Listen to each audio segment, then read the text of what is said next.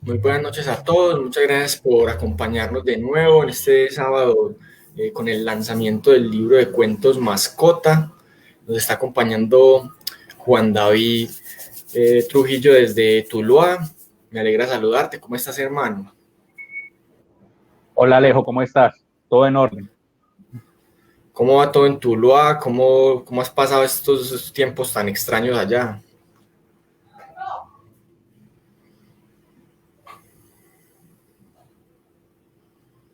Juan, ¿cómo has estado allá en Tuluá? ¿Cómo va todo en estos tiempos de la pandemia?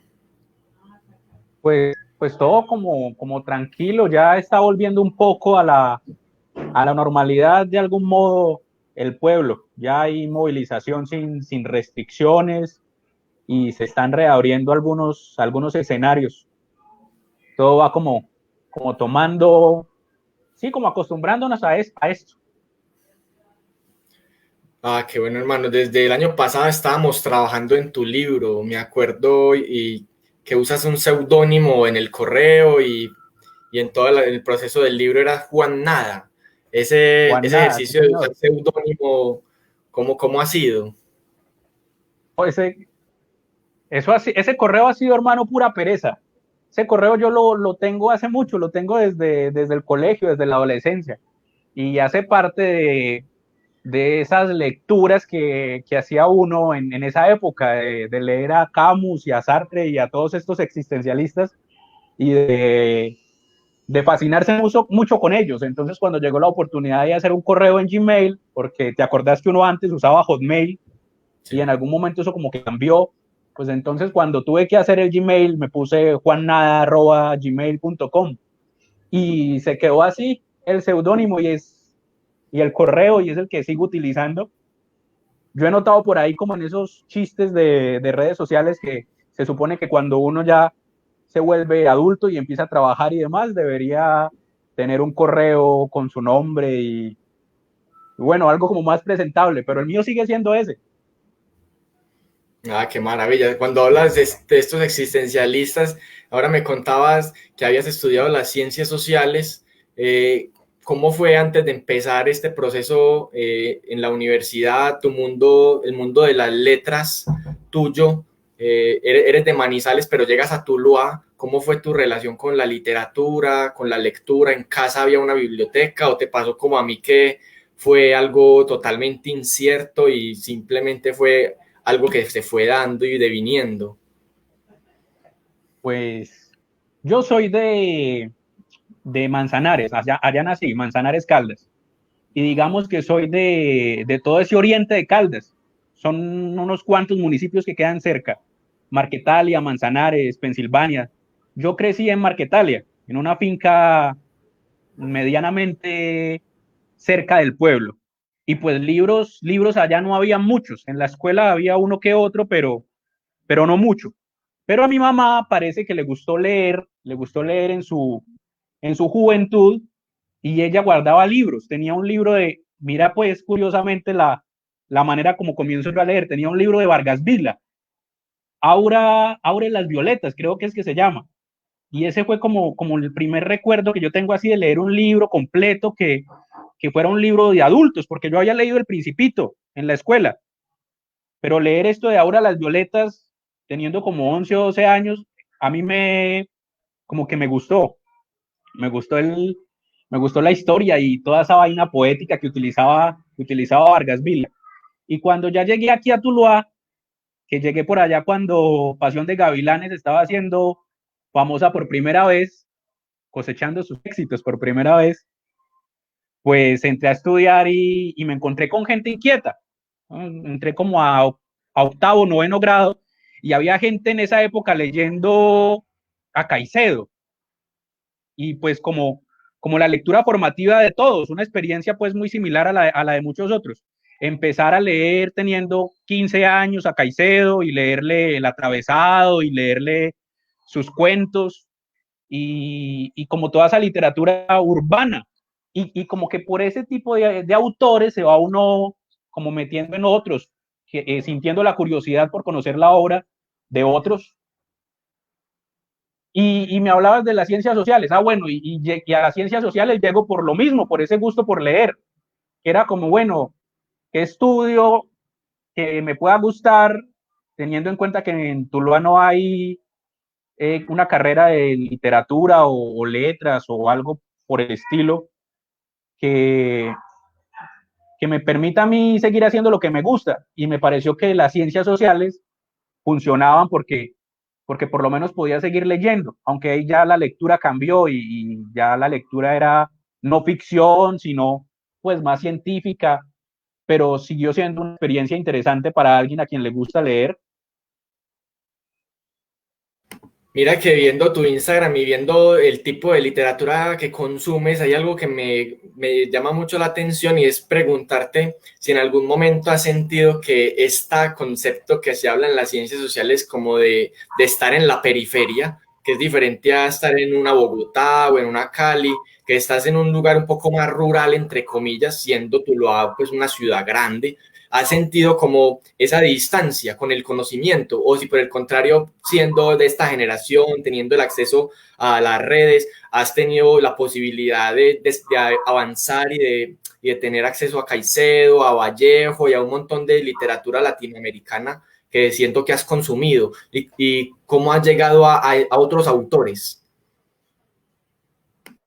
Pues, hombre, no, yo creería que de pronto en esa época, por allá 2002, en, en Marquetalia o en cualquiera de esos municipios en los que yo crecí, sí era muy difícil acceder de algún modo a la cultura, llamémoslo así, a la información mejor, porque pues todo es más limitado y siempre nos están vendiendo al campo como era avanzado un montón y allá las cosas fueran diferentes, pero no es así. Yo voy cada año allá y, y sigue siendo muy difícil acceder a la información aún teniendo el Internet disponible, porque el Internet no va a llegar a todas las fincas, por ejemplo. Entonces allá sí es aún es difícil.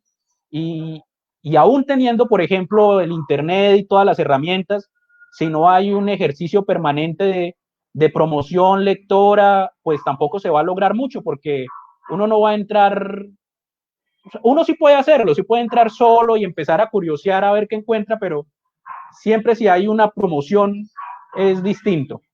Y ya trayéndolo aquí a Tuluá, no, pues en Tuluá sí es muy fácil porque sí, esto es un pueblo grande, es una ciudad pequeña, no sé cómo se dirá, eh, tiene una muy buena biblioteca. O sea, tenemos el internet y esas cosas, pero además tenemos una muy buena biblioteca pública con un señor que es incansable en su trabajo, que se llama Norman Muñoz, que de pronto me está viendo. Saludos, Norman.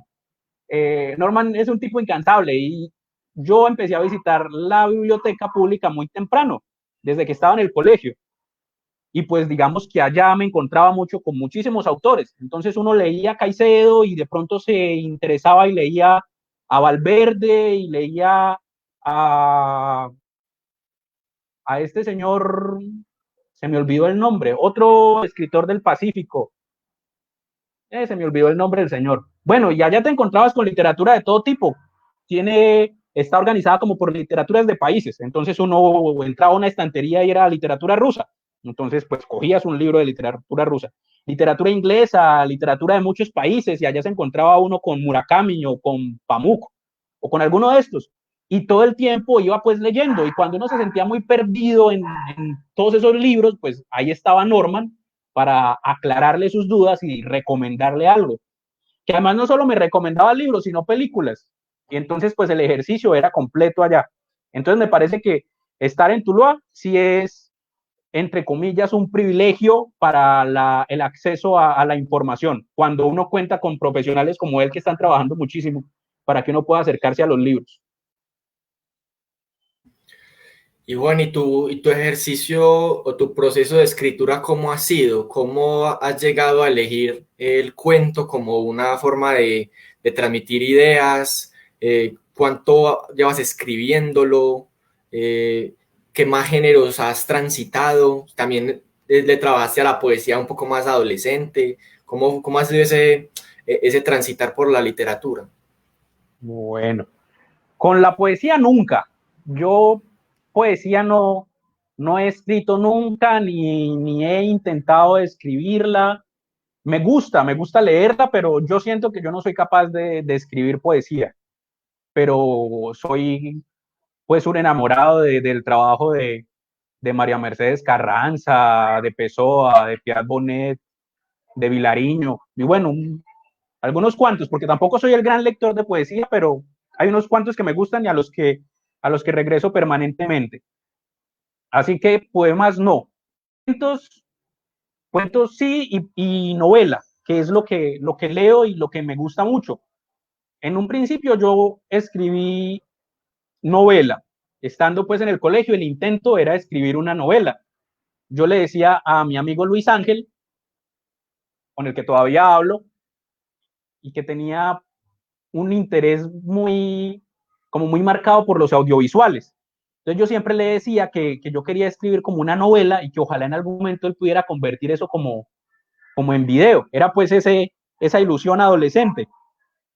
Y yo le decía que cuando yo llegara a escribir 100 páginas de Word, no, pues yo podía ya morirme tranquilo. O sea, a mí en ese momento escribir 100 páginas de Word me parecía una meta increíble. O sea, eso era mucho. Y mentira, se sienta uno a escribir y se da cuenta que es capaz de escribir 100 y más. Y que antes le toca es ponerse a quitarle porque es necesario. Pero entonces, bueno, primero escribí novelas, por ahí deben estar en alguna parte, malas como todo lo que uno escribe cuando es así pequeñito. Y luego escribí cuentos, pero esos cuentos fueron más como necesidad, porque yo hice un blog, ya te había contado hace un rato, hice un blog que se llama Don Cliché. Y en Don Cliché yo colgaba cositas, como desde el 2011 existe ese blog. Y colgaba cosas, pero a veces eran como textos muy largos. Y siempre los colgaba, pues interesado en que me leyeran un par de amigos, unos cuantos que son los que lo van a leer a uno en un blog. Uno no lo va a leer un montón de gente, a menos que uno sea un influencer, pero pues no es mi caso. Y me pasaba algo con lo que yo subía a ese blog, era que no lo leían completo. En especial mi amigo Eduardo. Eduardo no leía mis cuentos completos. No sé si Eduardo me está viendo. Si me está viendo, Eduardo, lo quiero mucho. Eduardo no leía nunca, hermano, lo que yo escribía hasta el final. Y yo intentaba escribir cosas que fueran medianamente buenas, pero este huevón no leía eso hasta el final. O sea, leía 3 párrafos y se iba. Y yo le preguntaba luego, Eduardo, ¿leíste el cuento que subí? Y no lo comencé, salí. Entonces ahí sentí yo esa necesidad como de escribir cuentos, pero pues más breves, como cositas que fueran como capsulitas, pues que las leyera completas. Y en ese ejercicio de escribir cositas más corticas, pues digamos que se fueron madurando estos cuentos que están en Mascota y bueno, algunos otros cuentos que he escrito, digamos que partiendo de esa misma necesidad de escribir corto y como, no sé, entretenido, que sean capaces de leerlo completo. Ese ha sido como mi acercamiento con el cuento.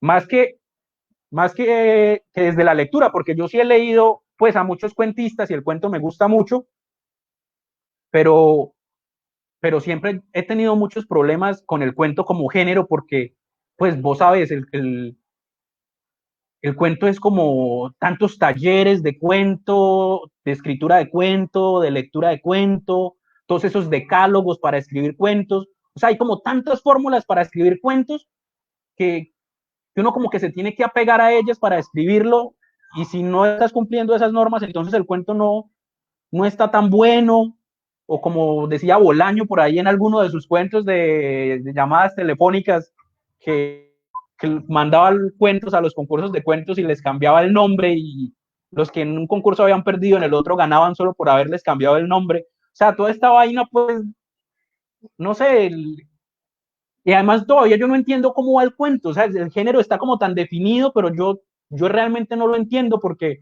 pues, si lees a Cortázar el cuento es una cosa, pero si lees a Borges el cuento es otra, y si lees a Fonseca es otra, y si lees a Hemingway es otra.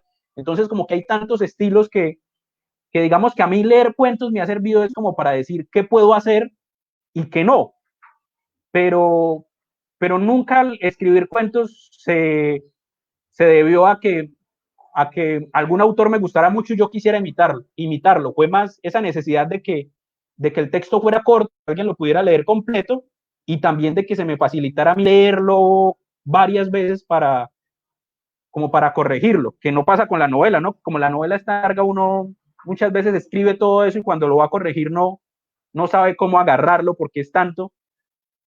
Y pues digamos que esa ha sido pues la experiencia escribiendo cuentos. Hay algo que se me viene ahí como una inquietud y es, ¿te gusta escribir en solitario? ¿Te gusta participar de talleres de escritura, de algunos clubes de lectura en los cuales se comparten y se corrigen entre todos? Y también me gusta mucho cuando dices sobre la extensión de los cuentos, pero, ¿y qué hay de los temas? ¿Cómo llegan los temas a ti? ¿De qué te gusta escribir? ¿Cómo eliges los personajes? ¿Cómo ha sido como ese ejercicio? Bueno, la extensión y los personajes y demás, pues como que se van presentando los personajes por ahí para desarrollar las historias.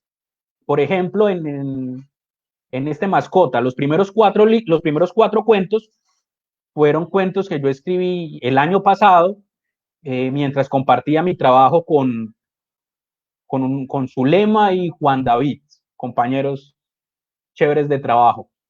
Con ellos yo, pues digamos que hablaba mucho y de pronto en todo ese hablar y botar corriente salía alguna idea, alguna frase suelta, algún detalle y a mí como que se me antojaba intentar que ese detalle se convirtiera en algo más sólido, por decirlo de algún modo, en una pequeña historia. Entonces, ese ha sido el trabajo como de la escritura de cuento, de una conversación con algún amigo o de alguna tarde por ahí observando lo que sucede mientras uno hace sus vueltas en el centro, en el banco, bueno, todas estas cosas cotidianas, de pronto aparece algo que uno ve y le agrada. Ahí hay un cuento, se llama Whisky en este libro, en Mascota. Y yo era, el libro, ese cuento lo escribí porque siempre pasaba por una calle y veía a un viejito sentado tomando whisky y escuchando música. Pues yo nunca hablé con el viejito, ni lo saludé, ni nada que ver, pero yo siempre veía a ese viejito ahí. Y como que ver tanto el viejito ahí me motivó a escribir un cuento sobre él. Entonces, como que esa ha sido más o menos la dinámica de escribir los cuentos. Un detalle pequeñito que me interesa empezar a trabajar hasta que termino creando o sí, consiguiendo una historia un poco más sólida. Y en cuanto a lo de los talleres que comentabas al principio, talleres de escritura o esa escritura en la que uno se retroalimenta y demás, yo nunca he tenido esa experiencia supongo que por pereza o por mi personalidad, que tampoco me gusta mucho como salir o me gusta mucho estar rodeado de mucha gente. Entonces nunca he hecho ese ejercicio.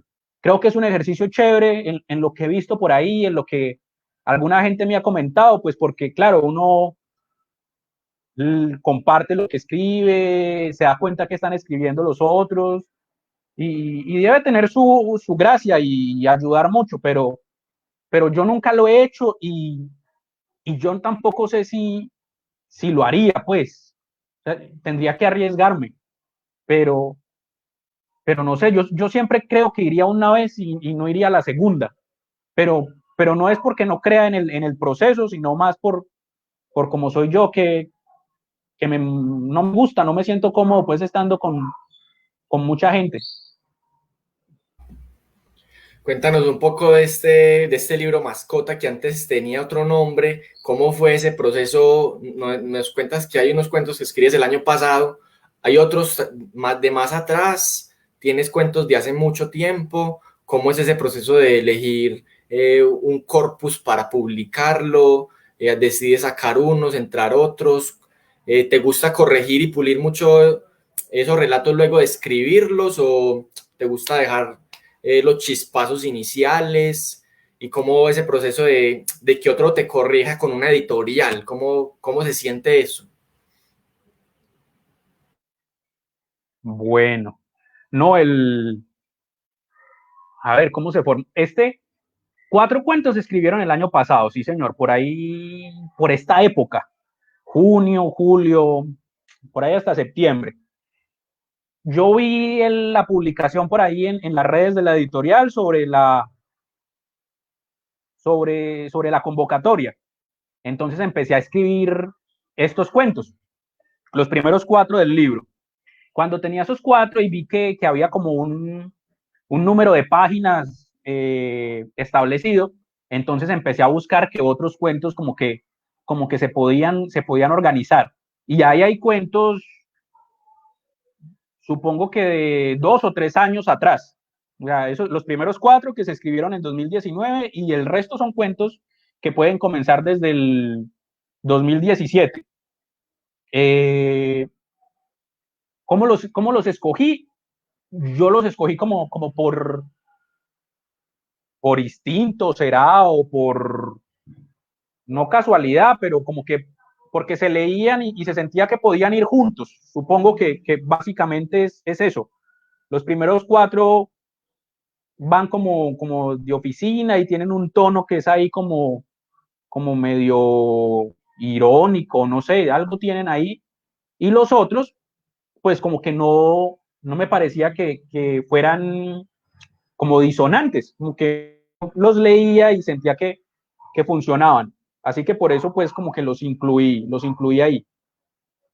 ¿Y cómo escribo yo? Pues o sea, la respuesta que puedo dar a esa pregunta es que intento escribir siempre, intento escribir todos los días, sacar todos los días un rato para escribir. Entonces hoy comienzo un cuento y escribo 2 párrafos, y si mañana me siento a escribir, a intentar continuarlo y no soy capaz, cierro ese archivo y abro otro y comienzo otra cosa. Pero como que esa rutina de sentarme frente al computador a escribir se mantenga. Y, y entonces así, digamos que algunos cuentos van logrando ser terminados y otros se quedan en el camino. Y yo no sé si conservar un chispazo inicial y trabajarlos mucho. O sea, yo más bien primero los pienso mucho, como que le doy vueltas en mi cabeza y digo, bueno, ¿será que esto lo cuento en primera persona o lo cuento en tercera? ¿Será que el personaje que tenga mayor importancia va a ser este o va a ser aquel otro? ¿Será que esta situación queda bien en esta parte?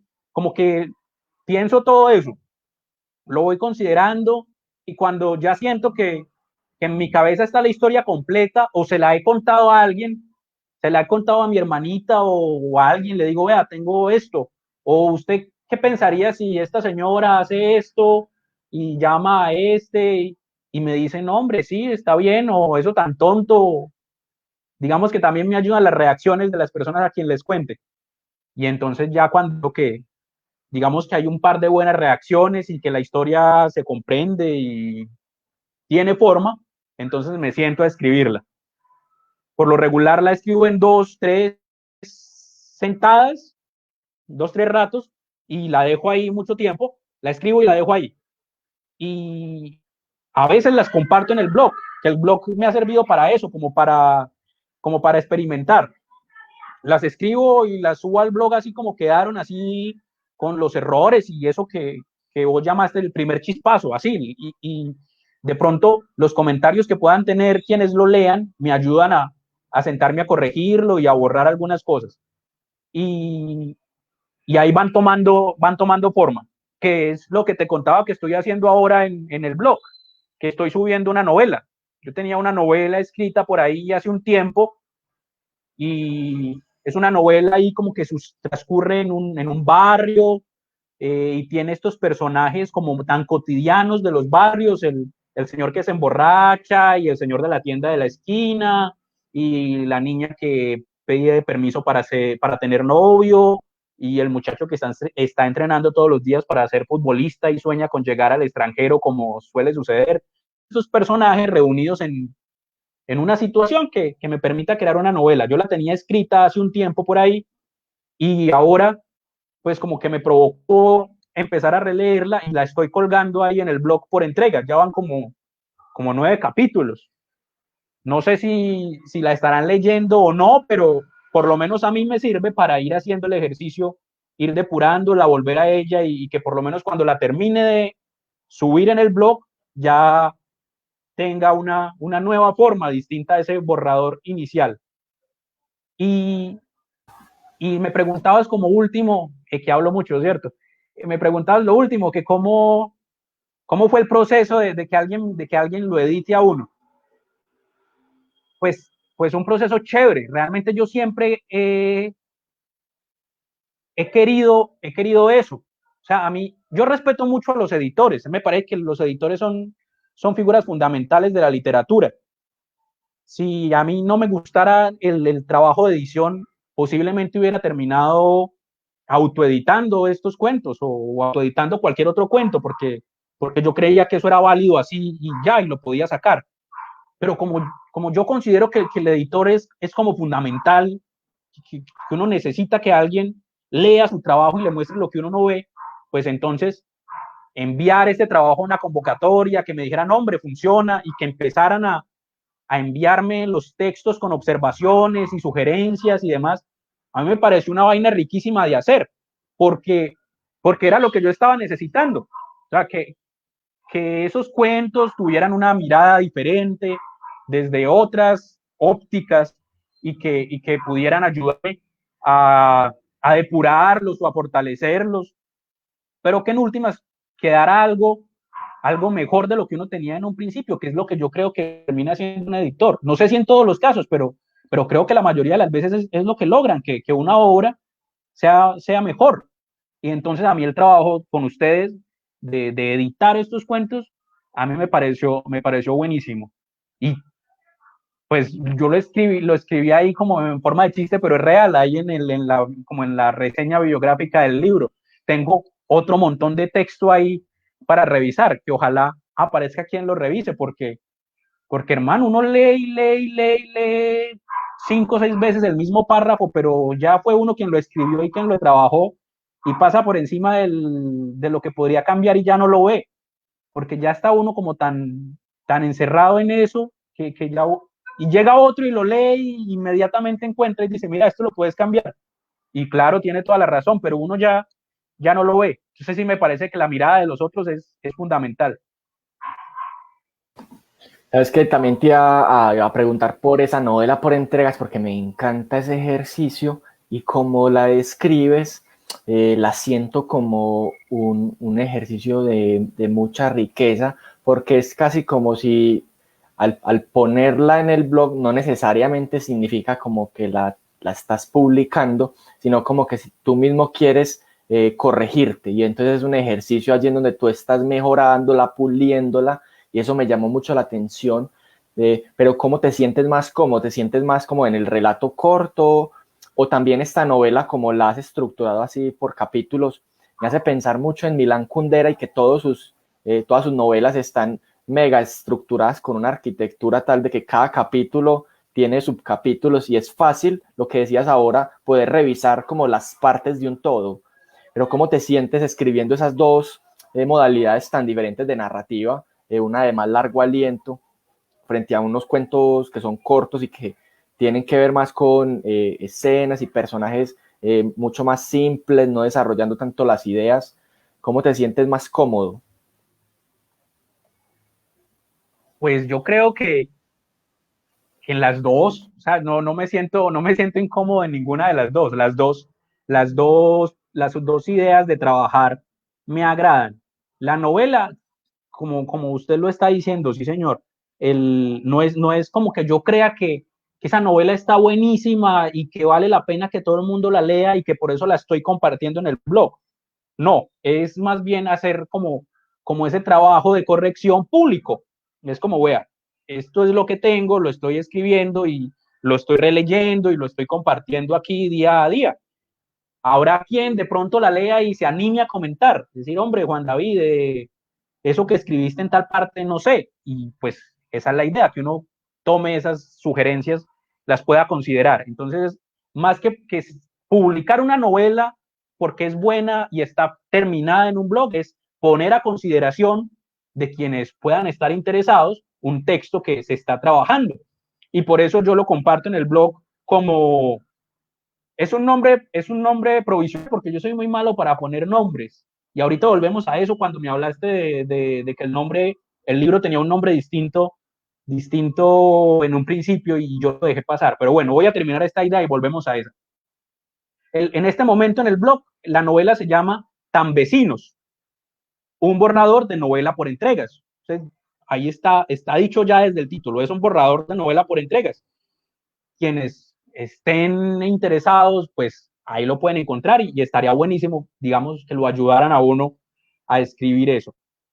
Y en cuanto a escribir más corto, más largo, yo creo que a mí me gusta mucho la novela y es posible que a mí me guste más la novela que el cuento en cuanto a escribir, porque la novela, pues eso, por la distancia le permite a uno desarrollar más cosas, desarrollar más escenas, desarrollar más personajes, los diálogos y ciertas situaciones que son necesarias contarlas un poco más extendidas. Pero pues también creo, y se lo he escuchado a más de un escritor y director de cine por ahí, y es que como que cada historia va buscando su género, que como que no es uno como autor quien elige el género, sino que la historia se presenta y de algún modo ella ya da pistas de lo que quiere. A veces algunas historias podrían querer, por ejemplo, esto que estoy llamando una novela por entregas podría ser una colección de cuentos, tomar esos personajes que estoy vinculando a esta historia y podría dedicar un pequeño momento, una pequeña experiencia a cada uno de estos personajes y crear una colección de cuentos. Pero no es eso lo que quiero, porque lo que quiero es que se sienta esa conexión que hay entre vecinos, que a veces es una conexión que no se nota o una conexión que uno no quiere, pero igual si vivimos todos en una misma cuadra, así uno sea el más apático y el más encerrado y así uno trabaje todo el día, alguna cosa termina uno teniendo por ahí en su pensamiento de alguno de los vecinos. En este caso no es vecinos de apartamentos, sino vecinos de barrio. Tú lo haces una ciudad plana con casitas de 1 o 2 pisos y todo está así regado.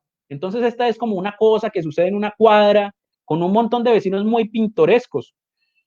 No, nada parecido, por ejemplo, hablando de Cuadra, a esa novela, La Cuadra, de Gilmer Mesa, de allá de Medellín, digamos que él la escribe queriendo relatar un poco cómo vivió la violencia en esa época, estando en ese barrio. En este caso es cómo se vive un día normal en un barrio, con gente que tenés ya los arquetipos, ¿no? Que lo que te decía, todos los tenderos se llaman Juan o Pedro, y todas las señoras modistas uno las familiariza y ya les da, todas son iguales. Es como utilizar esas construcciones ya, de que a uno le dicen un tendero y no se lo tienen que describir porque uno, digamos que lo familiariza con el que tenga más cerca. Entonces es como jugar con esas cosas para hacer la novela. Y el cuento pues me gusta, y lo que te contaba, por esa necesidad que yo tenía de que los muchachos me leyeran. Y a veces que hay historias que se presentan solo para un cuento. O sea, es una idea pequeñita que además uno no quiere desarrollar, sino que quiere dejar ahí en esa, como en esa insinuación, que eso sí, por ejemplo, a mí me gusta mucho del cuento, que en el cuento muchas veces no hace, o sea, lo que se busca no es una historia completa, cerrada, sino insinuar algo, mostrar ciertos elementos y ciertos personajes que te insinúen algo, una experiencia, una situación, una historia. Entonces, a mí me gustan los dos y me gusta pensar mucho las historias para saber en cuál de los géneros están bien. A veces intento que algunas historias, por ejemplo, también sirvan para escribir guión. Yo escribí un guión por ahí alguna vez que terminaron realizando en un cortillo que quedó hasta chévere. No recuerdo cómo se llama, pero por ahí está en YouTube. Y el guión también es un género que a mí me interesa mucho por el mismo gusto por el cine. Y bueno, para que no se me pierda la idea, lo que hablábamos y que yo había dejado pasar. El libro, en un principio, por lo que te decía de que soy muy malo poniendo nombres, en un principio el libro se llamaba Jefe, porque hay un cuento que se llama Jefecito, y era como el cuento más largo, y como el cuento con el que yo decidí participar en la convocatoria, como que el que consideré que dije, bueno, tengo este cuento y con esto puedo participar en esta convocatoria, y empecé a buscar los otros. Entonces, como ese fue el primer cuento que consideré, pues el libro se llamaba así, se llamaba Jefe. Y en este trabajo con ustedes de hacer la edición del libro, de tener una portada distinta y demás, pues entonces terminé eligiendo que el libro se llamara Mascota, como se llama uno de los cuentos, porque, porque me parece también que Mascota es un juego. O sea, Mascota puede ser el personaje del cuento que se llama Mascota, pero Mascota también puede ser ese personaje de Jefecito, que es el cuento que continúa, porque es este empleado tan fiel y tan constante, casi que el lamberico, pues que uno diría que es un personaje que podría ser fácilmente una mascota. Y entonces digamos que este juego de que me sirviera mascota para varias cosas, pues decidí eligiendo que se llamara Mascota, y fueron ustedes quienes dieron con una portada que además está muy bonita y parece que le ha gustado mucho a la gente este perrito. Es que ahorita nos mencionas un poquito, hay unas lecturas, un Murakami, un Pamuk, y llegando más cerca, ¿cómo sientes o con qué literatura colombiana te sientes afín? Pienso yo ahí que en Tuluá puedes haber leído algunas cosas, yo pues obviamente a Gardiazabal y a Harold Alvarado Tenorio, que ninguno, el uno está más del lado de ensayo y poesía y Gardiazabal más de la narrativa, pero ¿cómo sientes también la literatura ahí en el pueblo y cómo la sientes como en una Colombia? ¿Qué radiografía haces? ¿Qué te gusta de lo que se está haciendo hoy en día? Una pregunta chévere esa, no habíamos hablado de literatura colombiana. Pues bueno, yo no había nombrado tantos autores. A mí me gusta mucho la literatura colombiana, y con lo que escribimos aquí en nuestro país a mí me había pasado algo muy curioso. Yo no sé si a todo el mundo le pasa, pero pues yo hablo de lo que me pasaba a mí, y era que como hasta los 17 y 18 años, yo, pues como que yo creía que la literatura colombiana no, como que no existía. No sé, era un imaginario mío, era como que la literatura colombiana era pobre, creía yo. Yo decía, uff, pero es que los argentinos tienen tantas cosas y nosotros aquí tenemos a Gabriel García Márquez y tenemos a María, y pues uno lee a María en el colegio por allá en octavo grado, y obviamente no la va a entender, ni la va a disfrutar, ni le va a gustar, ni la va a valorar. Y como que mi idea de escritura colombiana era Fernando Vallejo, Gabriel García Márquez, Caicedo y, y uno que otro por ahí, el mismo Jorge Isaac, y ya, y paré de contar. Y entonces yo siempre como que cuando iba a la biblioteca leía gente pues de otro país, pensando que aquí no había. Hasta que me encontré con un libro que tiene por ahí, no recuerdo el nombre de ese libro, pero es un libro de Burgos Cantor, el cartagenero. Y en este libro Burgos Cantor hacía como un ensayo de su vida, de su manera de escribir y de la literatura colombiana. Y nombraba tantos escritores, y para mí eso fue como si me sacudieran.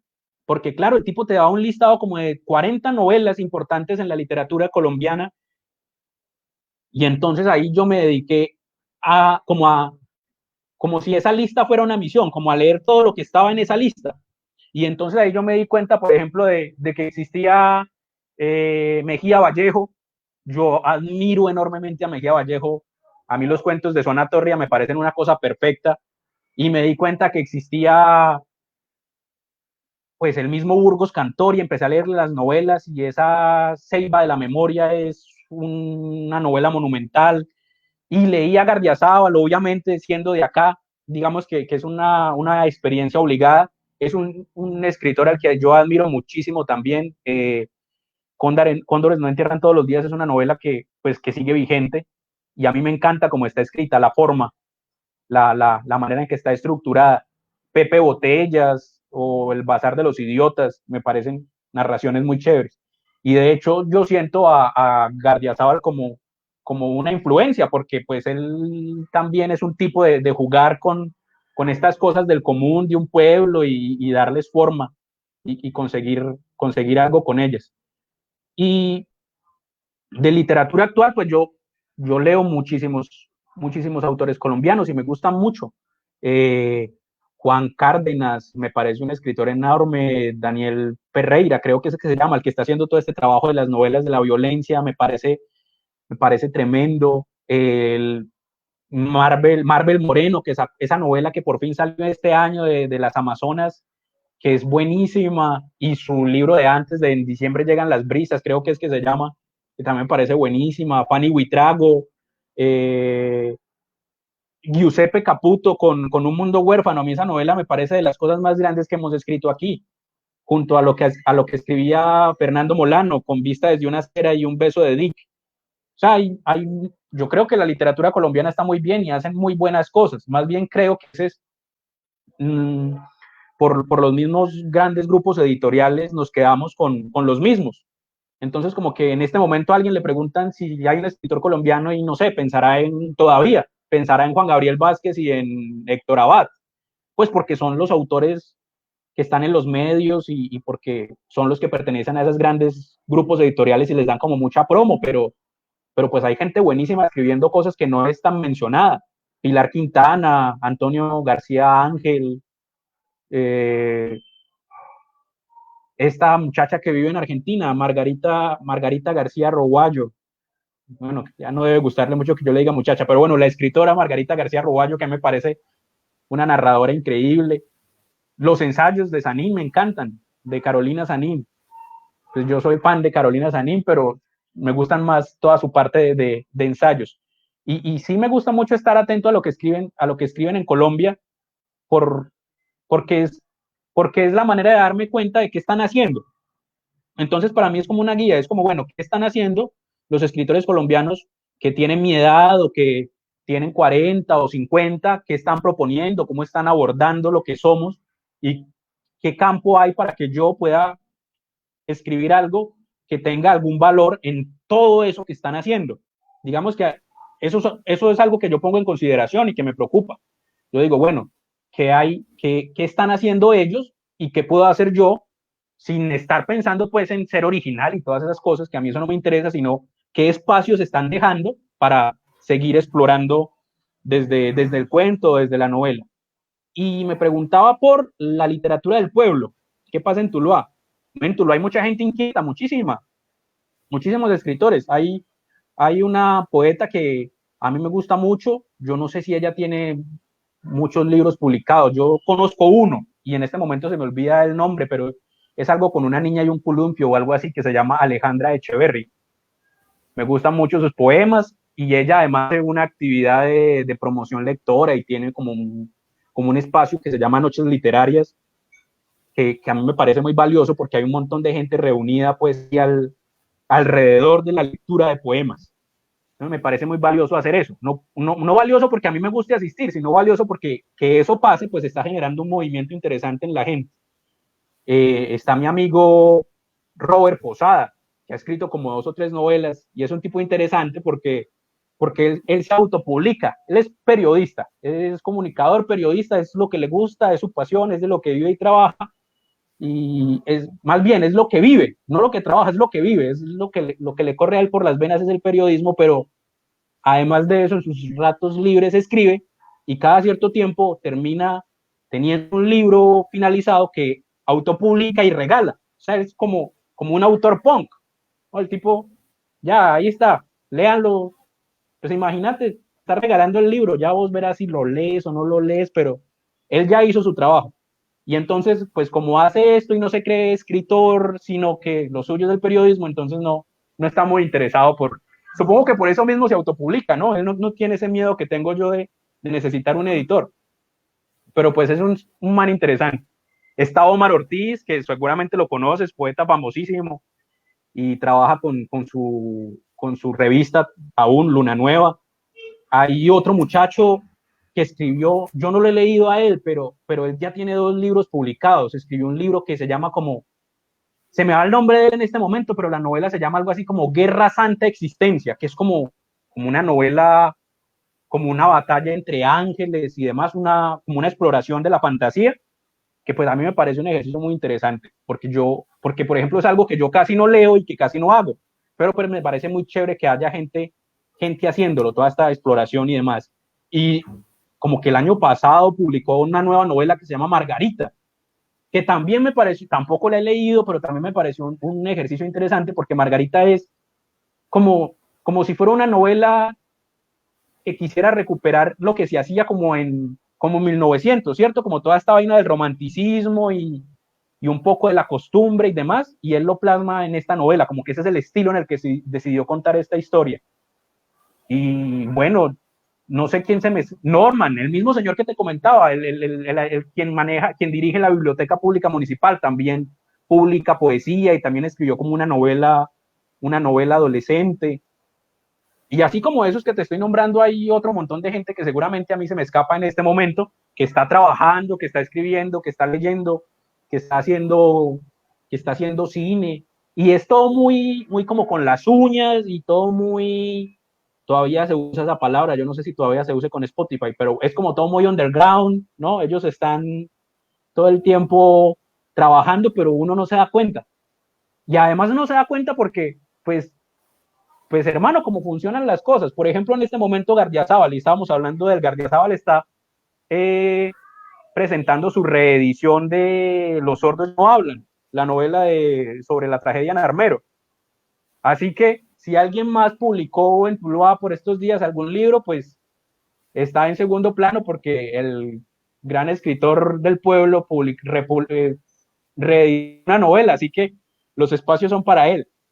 Pero pues todos estamos trabajando y todos estamos buscando que esas voces y esas historias y esas reflexiones y búsquedas dentro de lo que somos, pues lleguen a un buen término y ojalá se puedan publicar y se puedan compartir. Hay mucha gente trabajando y haciéndolo bien y haciéndolo con ganas, a mí me parece importantísimo eso. Muchas gracias, Juan, por tu lectura del campo literario colombiano, que me encanta verla desde ya, desde otra perspectiva y periferia, pero estamos como muy sintonizados. Los mismos escritores que hablas, también los valoro. También hay un montón de escritores jóvenes y editoriales independientes en muchas ciudades del país, muy interesantes, apenas publicando sus primeras obras, pero esos que estás hablando son como una nueva generación, luego de Jorge Franco y de Abad Faciolince y demás, que son muy interesantes. Me gustaría mucho que empezáramos a que nos compartas un poco los fragmentos del libro, que nos leas, y me gustaría que nos empezaras a leer como tratando de responder una pregunta que me parece bien difícil de responder a mí. Si me la preguntan, yo me hago el pendejo. Y es que nos trates de hablar un poco de tu estilo. Tras tener un bagaje de lectura como el que nos has planteado, ¿cómo podrías hablar de tu estilo? Me gusta mucho cuando empezaste con Caicedo, porque Caicedo nos marca mucho a los muchachos por un estilo ágil y un estilo provocador, y un estilo burletero, y también se siente así un poco tu estilo, pero ¿cómo podrías hablar tú de él? ¿Qué tipo de cuentos son? ¿Realistas? ¿Viscerales? ¿Cómo te gustaría hablar de él?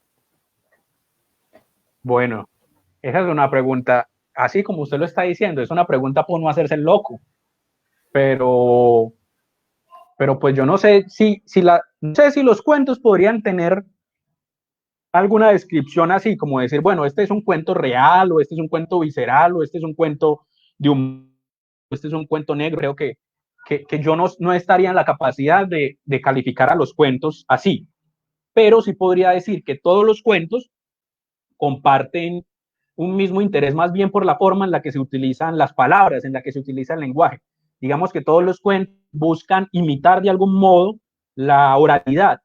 Entonces es como, bueno, cómo la gente habla en su cotidiano, que es ahí pequeñito y no saben, no están preocupados porque alguien más los esté escuchando, ¿cierto? Porque pues claro, si uno de pronto está hablando frente a un público, tal vez se pule y evita decir ciertas cosas y quiere decir algunas otras mejor. En estos cuentos es como, bueno, ¿cómo habla un tipo de una oficina con su compañero de oficina? Pues así hablan.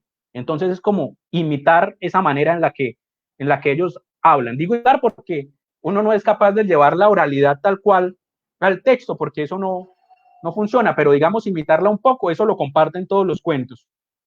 Y otra cosa que a mí me interesa mucho es que sea algo que yo conozca, o sea, que los cuentos sean cosas que yo pueda conocer, mis dudas, mis obsesiones, mis traumas, mis miedos, bueno, desde todo eso que yo soy, abordar los temas, pero que los temas sean temas, yo no sé si esta será la palabra, pero podría funcionar, temas populares, o sea, el popular, cuando te hablo de escribir una novela sobre la gente del barrio o gente de oficina, que no es precisamente el gerente o el CEO de una gran organización, sino el empleado de salario mínimo que está sufriendo, que está incómodo en ese trabajo, que, o sea, ese tipo de personalidades son las que me interesan a mí para escribir los cuentos. Entonces, digamos que los cuentos tienen eso, tienen un poco esa oralidad y esa cotidianidad. Y digamos que de algún modo, aunque no sean cuentos desesperanzadores, son cuentos que reflejan la incomodidad de muchos personajes. Entonces uno como que lee los cuentos y se da cuenta que muchos de los personajes están incómodos en eso que están. O sea, es como que no hay una búsqueda de la comodidad por parte de ellos, pero ese estado ese estado actual tampoco es cómodo. Digamos que los cuentos comparten eso.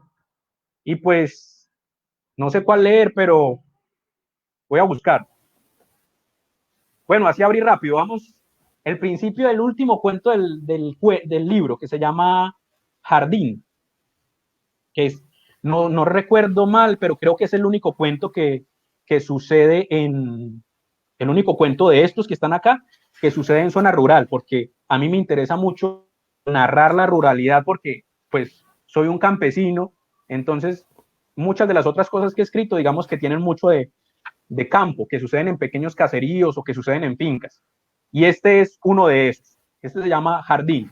Y comienza así, voy a leer el principio, el primer párrafo. Se comieron la mitad de blancos que Hugo sembró en el tajo que estaba al frente de la casa. Los dejaron sin una sola hoja. Él no podía creer lo que veía al volver a la finca después de semanas lejos, acompañando a su esposa en el hospital universitario. Lo que no haga uno, no lo hace nadie. Qué cosa tan malparida. ¿Acaso les costaba mucho estarle dando vueltas a los tajos para cuidar los naranjos? Pendientes con el veneno. Les dije más de una vez. Y vea, se comieron todo.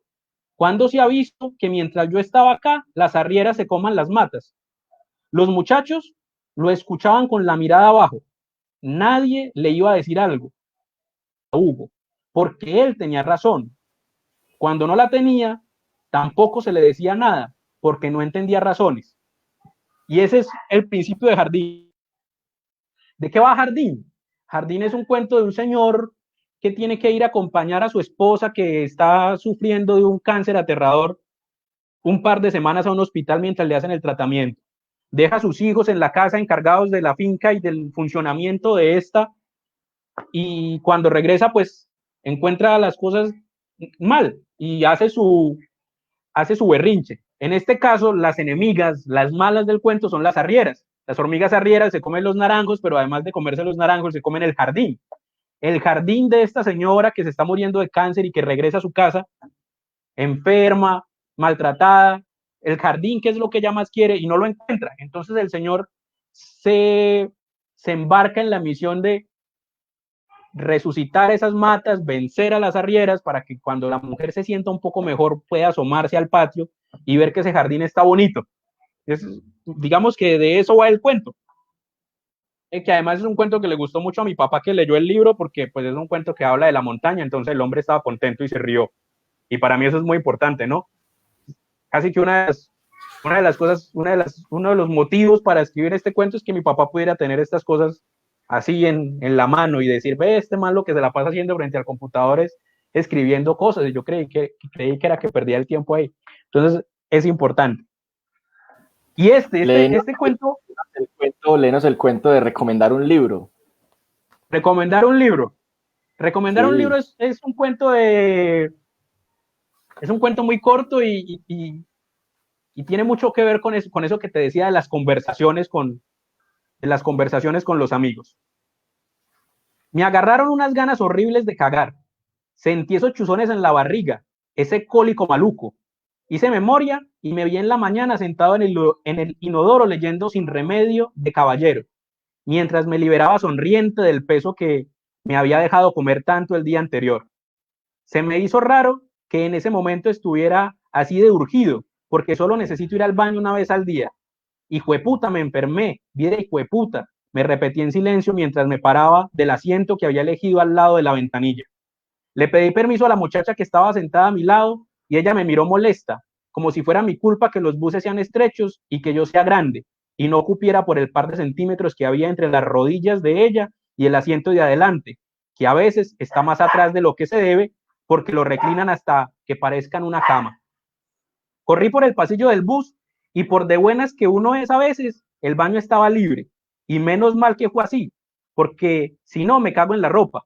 Y claro, estaba yo ahí sentado, directo, con una diarrea que ni le digo, y ahí pasó lo que siempre pasa, que me fui a limpiar y no había papel. Eso pasa siempre en los programas de televisión. Y yo tengo esta pinta de celebridad que, claro, me tocó igual que en las películas. Ahí, sin limpiarme, pensaba en las empanadas y en la avena que me había tomado antes de subir al bus. No sabía si era culpa de eso, pero yo creía que era por eso, y no podía dejar de pensar en las manos sudorosas del vendedor. Pero no era culpa de él tampoco. Él no tenía nada que ver con la ansiedad mía, que me quiere, con la ansiedad mía que me quiere mantener con la boca llena toda hora. Yo venía lleno, pero no podía ver esas empanadas y no comerme una o dos o tres o como cinco que me comí, aunque también pensaba en la novela de Caballero. Si la tuviera, así me hubiera puesto, si la tuviera ahí me hubiera puesto a leer. Entonces pensé que seguro tener diarrea en un bus era culpa de Escobar, el personaje de la novela, porque solo a él le pasaban maricadas así. Bueno, entonces empecé a buscar en el bolsillo un pañuelo que siempre cargo, porque me tenía que limpiar de algún modo. No me iba a sentar al lado de la muchacha esa que hasta bonita estaba, oliendo maluco. Pero el pañuelo no estaba. Seguro lo llevaba en el maletín que había dejado en mi asiento. Y ahí, buscando, me miré los zapatos y me acordé de las medias. Y justamente eso hizo. Me quité la media derecha y con ella me limpié. ¿Y cómo me iba a quedar con una media así y con una media no? Me quité la otra también y con la limpia envolví la sucia y las dejé ahí en el baño. La muchacha me volvió a mirar feo cuando le tocó abrir espacio para que yo pudiera sentarme de nuevo en mi asiento. Me acomodé y me quedé dormido y desperté apenas acá. Yo estaba ahí sentado esperando a mi mujer que estaba midiéndose unos pantalones y escuché toda la historia que el tipo este le contó a la vendedora que le estaba enseñando unas medias muy cortas y él le explicaba por qué le gustaba usar medias largas. Él tenía el morral al hombro y me vio mirando de reojo. Seguro mientras hablaba notó que yo no perdía detalle de la historia porque me dijo que las largas eran mejores porque en caso de emergencia uno no se untaba. En efecto, me había estado mirando mientras hablaba y me aclaraba ese detalle porque puse cara de fastidio cuando lo imaginé envolviendo la media sucia en la limpia. El tipo parecía muy simpático, así que le di las gracias y le dije que le haría caso. La vendedora, que se había divertido mucho con la historia, le preguntó después de venderle como 5 pares de medias que por qué estaba ansioso cuando se subió al bus. Y el tipo nos miró y dijo que era su primera vez moviendo marihuana en buses de servicio público. La muchacha se rió como si el tipo estuviera bromeando. Mi mujer salió y me miró mal y dijo que el gin no le gustaba, que fuéramos a otro almacén. La tomé de la mano y salimos, pero antes de llegar al almacén pasamos por una librería, porque yo tenía que leer el libro que él, porque yo tenía que leer el libro del que había hablado el tipo de las medias. Y esa es, pues, digamos que ese cuento es más o menos el tono de los demás cuentos del libro, que tienen este uso, pues, así de un lenguaje que todos usamos todo el tiempo. Sí, cuando lo lees tú me gusta por tu entonación, porque en realidad no es tan fácil de leer, porque es muy ágil, es muy rápido. Recuerdo una novela que para mí es muy buena, puede ser un cliché nombrarla, pero que viva la música de Andrés Caicedo es muy rápida. Pasan cosas muy rápido, él usa frases de periodos largos y es totalmente oral. Y ahí me gusta mucho porque se siente, cuando tú no la narras, en realidad fuera eso, una charla entre amigos y se siente que está escrito en un ejercicio de cotidianidad. Entonces eso es muy interesante, lograr esa agilidad en la escritura es difícil. Mucha gente usaría guiones para entablar una conversación con otro y contarle un cuento en ese caso, pero ahí usar esa primera persona creo que vale mucho la pena. Es eso que te decía, escuchar una historia o escuchar un detalle, que es lo que yo hago, y quedarme pensándolo hasta que sea capaz de darle forma. En este caso fue eso, como que escuché, no la historia completa, pero algo similar y dije, bueno, ¿cómo utilizamos esto de una media cagada? ¿Cómo utilizamos esto y lo convertimos en otra cosa? Y cómo lo terminamos utilizando como para recomendar un libro, que, que a mí además me parece súper rancio y trasnochado eso de la recomendación de los libros, cuando te los pintan así todos pomposos y que vas a aprender y que vas a ser súper culto.